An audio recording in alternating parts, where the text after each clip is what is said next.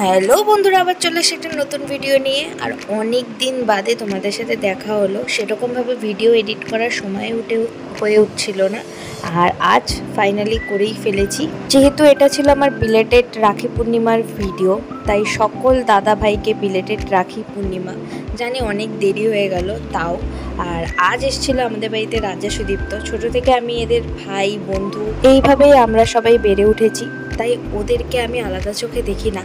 ওদেরকে রাখি পরিয়ে দিয়ে আমি ভালো করে প্লেট সাজিয়ে দিলাম। এটা ছিল সকালের জল খাওয়ার।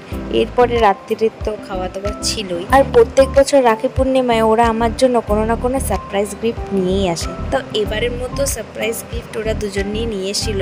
আমাকে বলেছিল তুই কি নিবি, তো আমি শাড়িটাই প্রেফার করেছিলাম। এরপরে সকাল সকাল চলে গেছিলাম বর্দার কাছে, কেননা বর্দার হচ্ছে এরপরে অফিসের মিটিং ছিল, তাই সকাল সকালই রাখি পরিয়ে দিলাম। আর তার সাথে দেখতেই পাচ্ছ গুল্লু ছিল।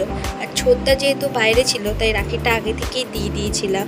আর এরা দুজন আমার বন্ধু কাম ভাইয়ে বলতেই পারো, তাই এদেরকেও বাদ না রেখে ছটপট রাখি পরিয়ে ফেলাম। আর রাখি পরানোর পর প্রচুর গিফটস পেয়েছিলাম, যেগুলো আমি তোমাদের সাথে শেয়ার করতে এই মুহূর্তে পারছি না।